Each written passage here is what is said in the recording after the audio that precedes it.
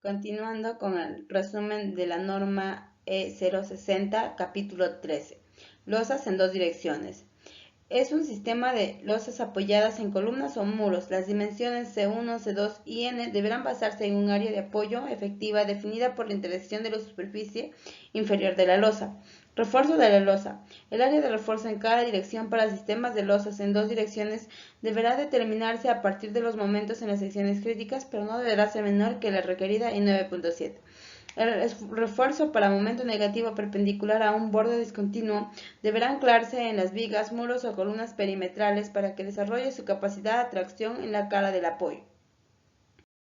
Detalles del refuerzo en las losas sin vigas. Cuando las luces adyacentes no sean iguales, la prolongación del refuerzo para momento negativo más allá del borde del apoyo, como se describe en la figura 13.3.8, la que estamos observando aquí, deberá basarse en los requisitos de la luz mayor. Capítulo 14. Muros. Los muros sometidos a cargas verticales y cargas horizontales en su plano provenientes de las acciones sísmicas, denominados placas o muros de corte, se diseñarán de acuerdo a las disposiciones del capítulo 21, cual lo veremos más adelante. Refuerzo mínimo. El refuerzo mínimo vertical y horizontal deberá cumplir con las disposiciones de 14.3 a menos que se requiera una cantidad mayor por cortante de acuerdo con 11.10. La cuantía de refuerzo horizontal no será menor que 0.02. La cuantía de refuerzo vertical no será menor que 0.0015. Muros diseñados como elementos en comprensión. Los muros sometidos a carga axial o combinación de carga axial y flexión deben diseñarse de acuerdo con las disposiciones del capítulo 10 y del capítulo 14.2 y 14.3 y 14.5.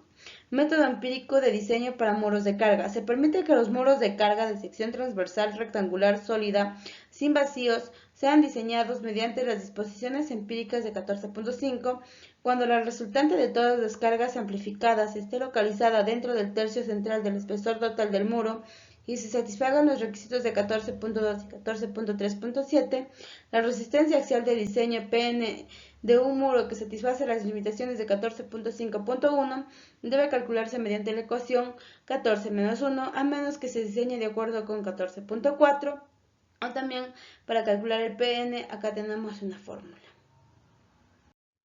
Muros no portantes. El espesor de los muros que no sean de carga no deben ser menor que 10 milímetros ni menor de 1/30 de la distancia mínima entre elementos que le proporcionen apoyo lateral.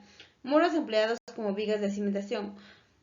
Son aquellos que deben tener el refuerzo superior e inferior que se requiere para resistir los momentos flectores de acuerdo con las disposiciones del capítulo 10. Muros de contención. Los muros de contención con o sin carga axial significativa se diseñarán de acuerdo a las disposiciones para diseño de elementos en flexión y carga axial del capítulo 10. Muros anclados. En el diseño de muros de contención con anclajes temporales o permanentes deberá presentarse especial atención en la verificación de los esfuerzos de punzamientos ocasionados por los dispositivos de anclaje. Abertura en muros. La abertura en los muros deben ubicarse de modo tal de reducir lo menos posible su capacidad resistente. Capítulo 15. Zapatas. Las disposiciones del capítulo 15 deben usarse en el diseño de zapatas aisladas y cuando sean aplicables a zapatas combinadas y losas de cimentación.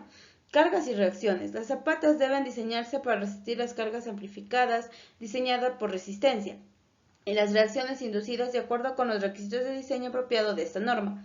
Zapatas que soportan columnas o pedestales de forma circular o de polígono regular. Para la localización de las secciones críticas para momentos cortantes y longitud de desarrollo del refuerzo de las zapatas, se permite considerar las columnas o pedestales de concreto, circular o de polígono regular como elementos cuadrados con la misma área.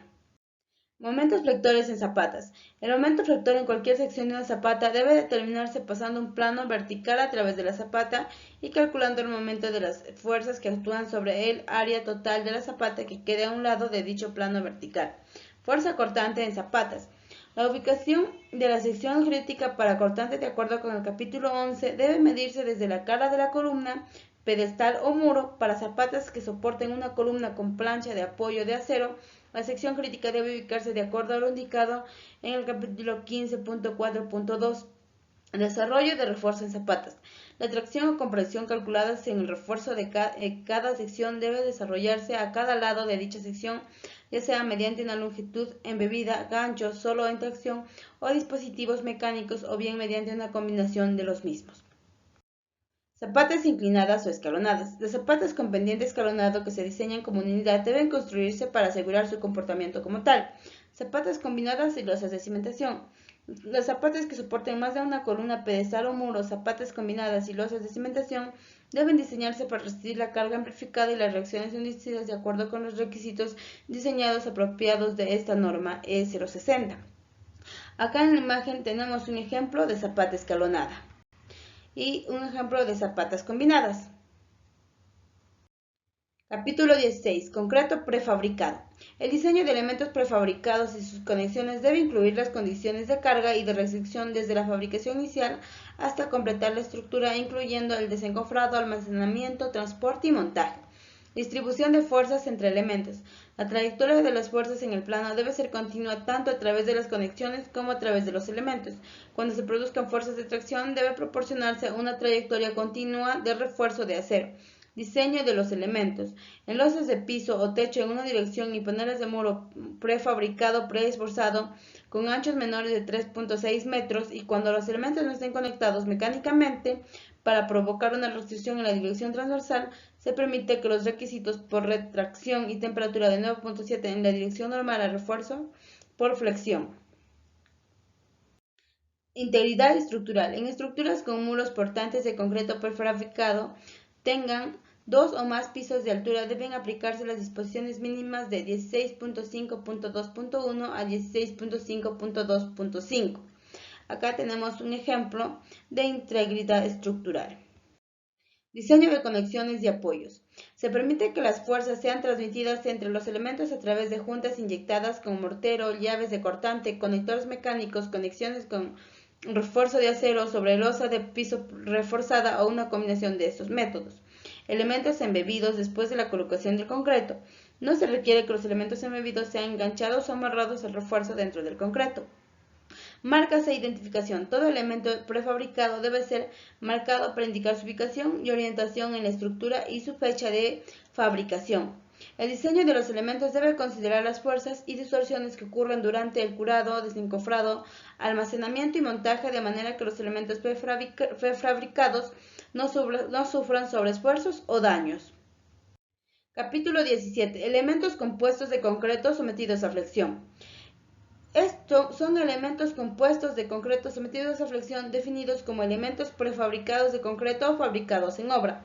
Apuntalamiento es donde éste no deberá retirarse hasta que los elementos soportados hayan desarrollado las propiedades de diseño requeridas para resistir todas las cargas y limitar las deflexiones. El agrietamiento en el mortero de retirar los puntales. Resistencia al cortante vertical. Donde se considere que el cortante vertical es resistido por todo el elemento compuesto, el diseño se hará de acuerdo con los requisitos del capítulo número 11. Resistencia al cortante horizontal. En un elemento compuesto debe asegurarse la transmisión completa de las fuerzas cortantes horizontales. Estribos para cortante horizontal. Los estribos que resisten el cortante horizontal deben consistir en barras individuales, alambres, estribos de ramas múltiples o ramas verticales de refuerzo electrosoldado de alambre. Capítulo 18. Concreto preesforzado. En el diseño de elementos preesforzados deben completarse la resistencia y el comportamiento en condiciones de servicio durante todas las etapas de carga durante la vida de la estructura, desde el momento en el que el preesforzado se aplique por primera vez. Deben tomarse medidas con respecto a los efectos provocados por el preesforzado sobre las estructuras adyacentes debido a deformaciones plásticas y elásticas, deflexiones, cambios de longitud y rotaciones. Suposiciones de diseño. El diseño por resistencia de elementos preesforzados para cargas axiales y de deflexión deben basarse en las suposiciones de 10.2, excepto que 10.2.4 se debe aplicar únicamente al refuerzo corrugado que cumpla con lo señalado en 3.5.3. Requisitos de servicio: elementos sometidos a flexión. Los esfuerzos en el concreto e inmediatamente después de la transferencia del preesforzado, antes de las pérdidas del preesfuerzo que dependen del tiempo. Se puede exceder los esfuerzos admisibles del concreto indicados en 18.4.1 y 18.4.2 si se demuestra mediante ensayos o análisis que no se perjudica el comportamiento del elemento bajo condiciones de servicio. Para estructuras sometidas a fatiga o expuestas a medios corrosivos se deberá adoptar precauciones especiales.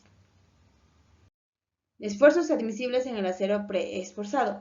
Debido a la fuerza del gato de preesforzado 0.94, pero no mayor que el mínimo entre 0.80 y el máximo valor recomendado para el fabricante del acero preesforzado o de los diseños de anclaje.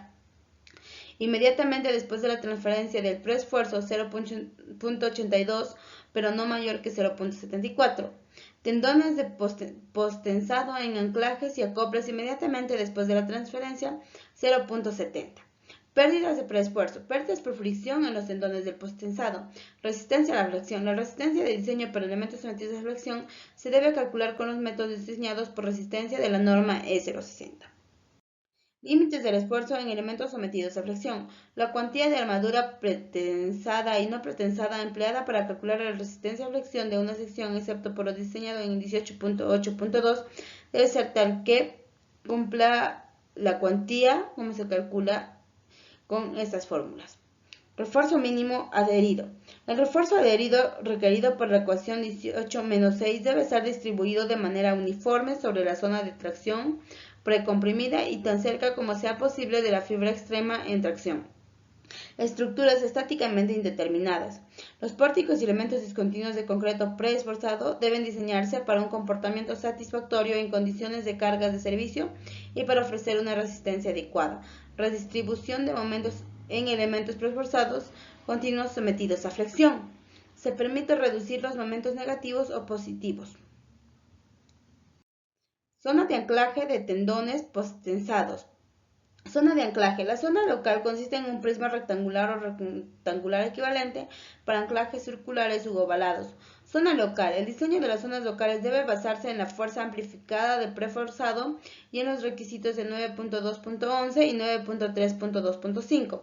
Zona general. Se debe proporcionar refuerzo en la zona general donde se requiere para resistir las fuerzas longitudinales de tracción en el borde inducidos por los dispositivos de anclaje. Capítulo 19. Cáscaras y losas plegadas. Cáscaras delgadas son estructuras espaciales formadas por una o más curvas o láminas plegadas cuyos espesores son pequeños comparados con otras dimensiones. Láminas plegadas son un tipo especial de cáscaras formadas por la unión a lo largo de sus bordes. Cáscaras nervadas son estructuras espaciales con el material colocado principalmente a lo largo de línea nervada. Elementos auxiliares son las vigas de borde o nervios que sirven para rigidizar. Análisis elástico. Es un análisis de fuerzas internas y deformaciones basado en satisfacer las condiciones de equilibrio y compatibilidad de deformaciones. Análisis inelástico. Es un análisis de fuerzas internas y deformaciones basados en satisfacer las condiciones de equilibrio y la compatibilidad de deformaciones. Análisis experimental. Es un procedimiento de análisis basado en la medición de desplazamientos o deformaciones unitarias de la estructura o su modelo. Análisis y diseño.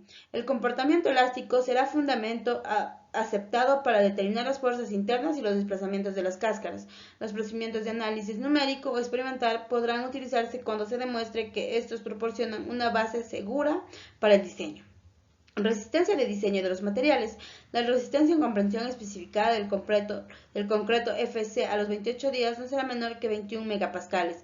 El esfuerzo de fluencia especificado del acero FI no será mayor de 420 megapascales. Refuerzo de la cáscara. El refuerzo de la cáscara se colocará para resistir los esfuerzos de tracción producidos por las fuerzas membranales para resistir los momentos de flexión y de torsión. Construcción. Cuando el plazo de remoción del encofrado esté basado en la obtención de un módulo de elasticidad específico del concreto, debido a consideraciones de estabilidad o de flexiones, el valor del módulo de elasticidad S se determinará a partir de ensayos de flexión en probetas de vigas curadas en condiciones de obra.